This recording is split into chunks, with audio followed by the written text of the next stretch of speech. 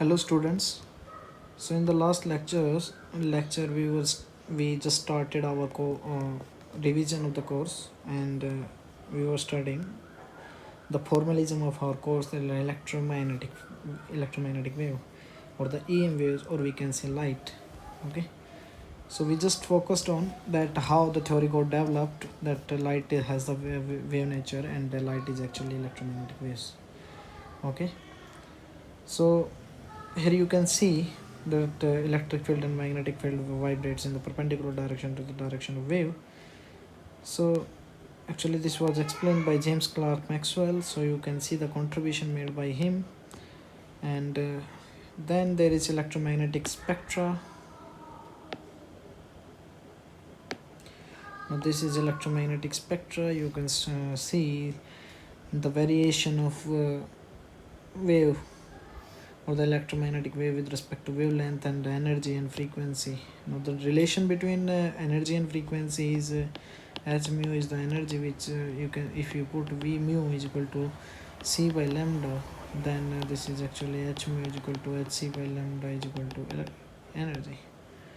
Okay, so from where we got this equation that E is equal to h mu, we are going to discuss this now. Okay, E is equal to h mu.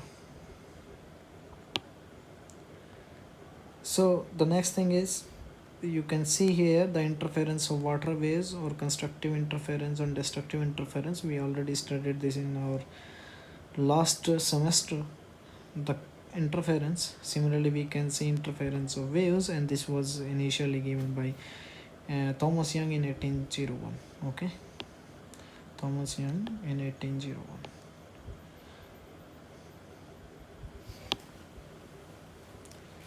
Using, there is his experiment and his contribution. So let's start our discussion on the black body radiation. Now, what is black body, and why do we need to study this? Now, black body is something which can absorb every kind of radiation, all the radiation incident upon it. Doesn't matter what is the frequency of the radiation. All kind of radiation, if the body absorb all kind of radiation, doesn't matter what is, regardless of the frequency. Okay, then that is black body. Okay, so in the development of black body, we got two classical laws and one quantum law. So initially, the contribution made by, in the study of this black body, when the scientists were studying the black body spectra and black body, actually they explained, Wien explained using his law, lambda mt is equal to Wien's displacement law says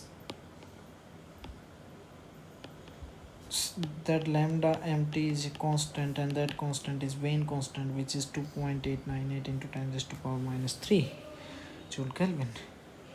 Sorry, meter Kelvin. Okay, now this constant as unit of meter Kelvin. Now this was only valid for the smaller wavelength, and for the larger wavelength, you might have studied this black body, or the Planck's hypothesis, in your statistical mechanics course. Okay, so I will not dig deep into this, but this was a classical law when Rayleigh Jeans explained his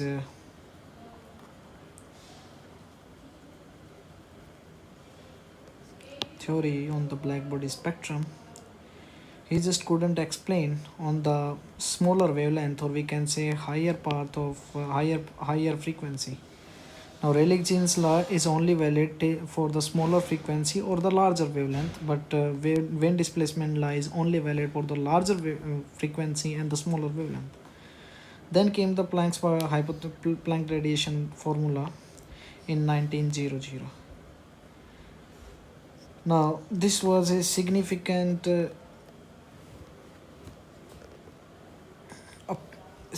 measurement in this theory, and for the quantum mechanics development, or we can say this is the backbone of quantum mechanics, the Planck's hypothesis. He actually hypothetically assumed that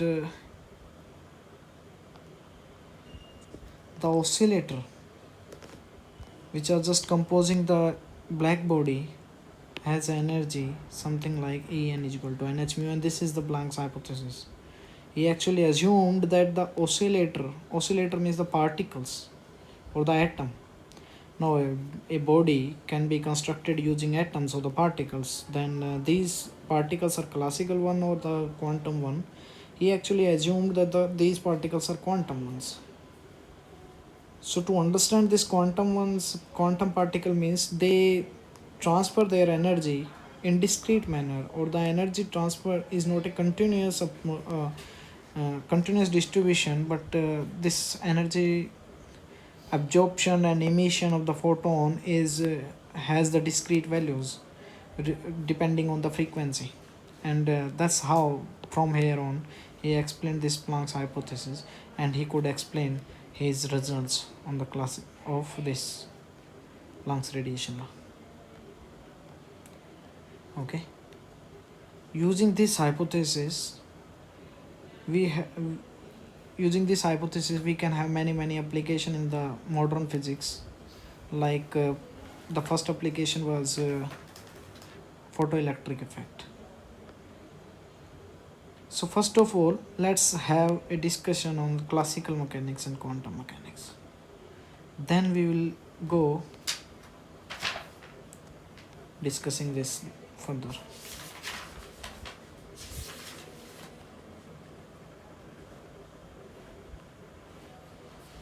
Now, what is the difference between classical mechanics and quantum mechanics? Now we discussed on the two aspects. First one is macroscopic domain.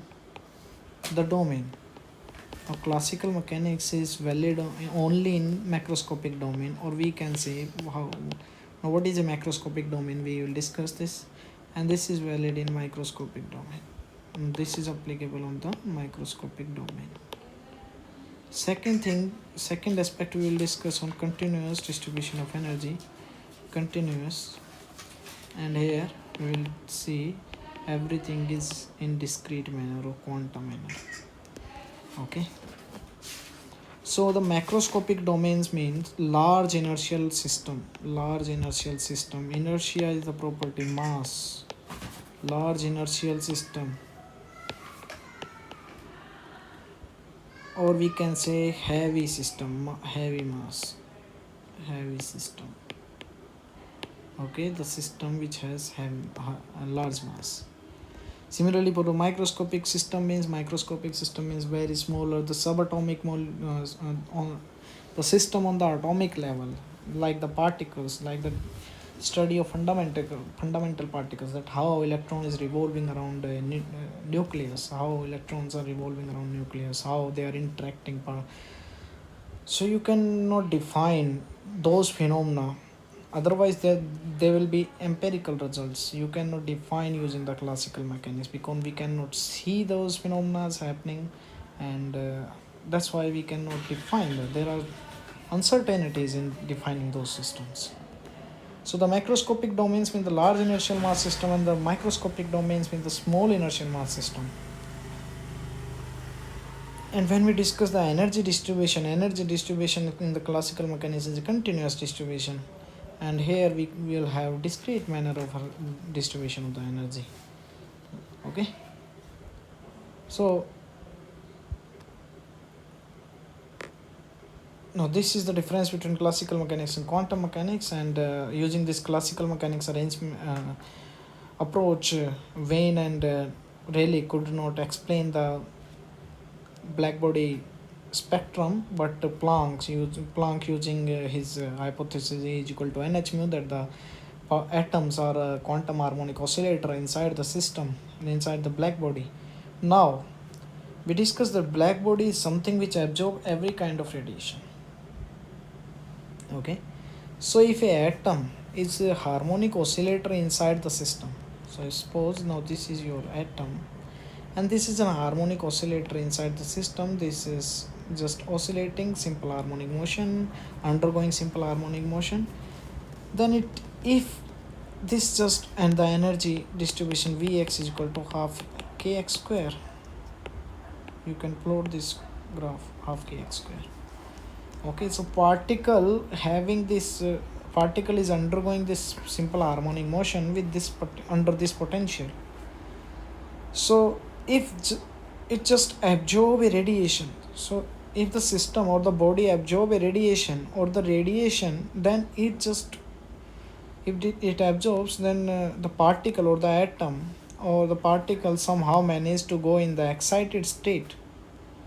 And if it goes into the excited state, it when it absorbs the photon or the radiation, now radiation has a particular wavelength and frequency, then the change in energy or the change in state will depend on the energy of the photon, and the change will happen something like del E is equal to E n minus E m. Now E m is the energy of the initial state and En is the energy of the final state in which the particle is going. Okay, so and the difference is h mu, which is the energy of the photon. Similarly, if the particle comes from the higher energy state to the lower energy state, it releases a photon of having this particular energy daily, and this the frequency of that photon will be this. Now here h is the Planck constant, and you know the Planck constant 6.634 into 10 to the power minus 34 joules. Okay, so from here on he explained this hypothesis that E is equal to En is equal to nh mu. Okay, that the energy of the photon depends on the characteristic thing, and that thing is frequency. E is directly proportional to the frequency. The photon which has higher frequency will have a greater energy, and photon which has lower frequency will have a smaller energy. Okay, so using this hypothesis, we are going to discuss in the next lecture. We are going to discuss photoelectric effect, and from there on the main discussion on our course will get started. Okay, thanks.